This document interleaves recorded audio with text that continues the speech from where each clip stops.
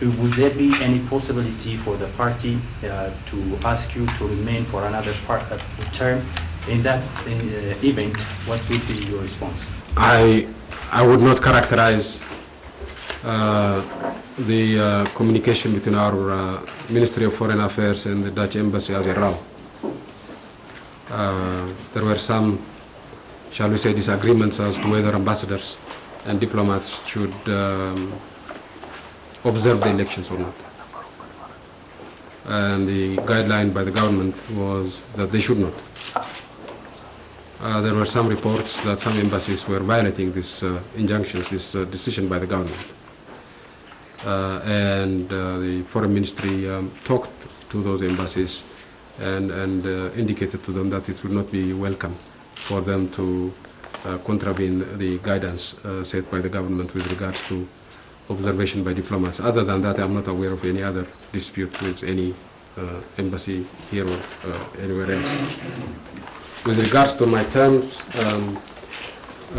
I think this is quite clear. The EPRDF has made a very clear and public commitment, that the old generation leadership will retire and retire completely by the end of this coming term. I've been tasked to oversee this transition period. This is a publicly made commitment by the EPRDF. There is no possibility whatsoever that this decision will be reversed. There is no possibility whatsoever. The primary motivation of our reaching out to the opposition, as I stated yesterday, is to go beyond these opposition parties and reach out to the people who voted for them. Now, the way to do it, among others, the mechanism of doing it, one way of doing it, would be to build on the forum that we established with the opposition parties during the election campaign. And I would, for example, envisage all key legislative proposals to be discussed in this forum before they are presented to Parliament. I could envisage issues such as party financing being discussed and largely thrashed out in this forum. I could envision, for example, continuing debates in the media among the parties, the programs for such debates to be discussed and agreed upon in such forum, and so on and so forth. So we will reach out to the opposition parties, but the main motive for our reaching out goes beyond the parties themselves, and this is our attempt to reach out to their constituency, as it were. Broadly speaking, I'm satisfied with what the TFG has done so far. In particular, its successful effort to reach out to Ahlus Sunnah wal Jama'ah, which I think was a major achievement in making the TFG more inclusive.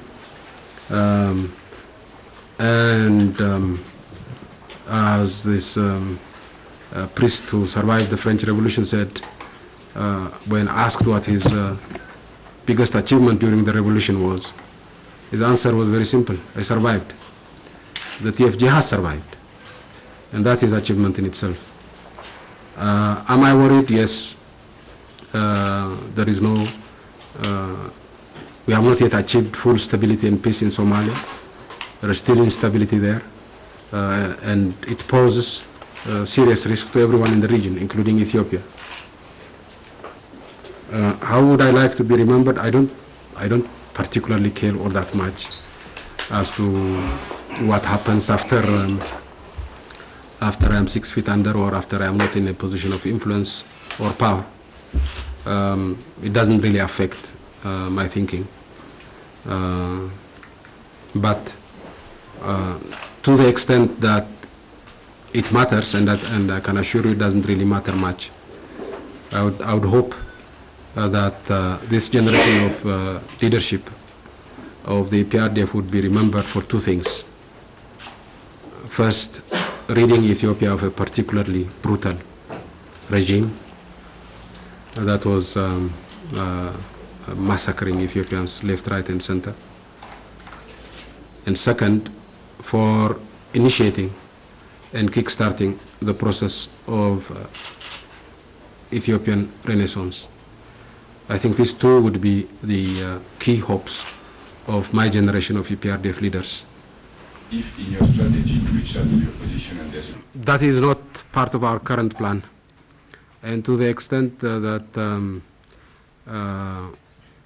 the imprisonment of Burtukan is used as a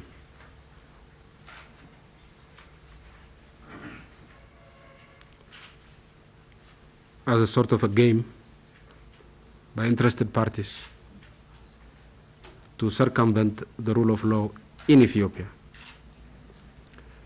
To that extent, we will resist all pressure, all and every pressure in that direction. But to the extent that at some stage in the future, all the parties concerned recognize that there is only one law in Ethiopia, and that law must be respected. If and when they recognize, then of course the political objective of the whole exercise will change. But until that, it will not change. In some regional areas outside of Addis, some even took to streets demanding respect for the voice of the people. So are you surprised by this? I don't think I have a right to be surprised because deep down, people here have always been very respectful of the law, have always been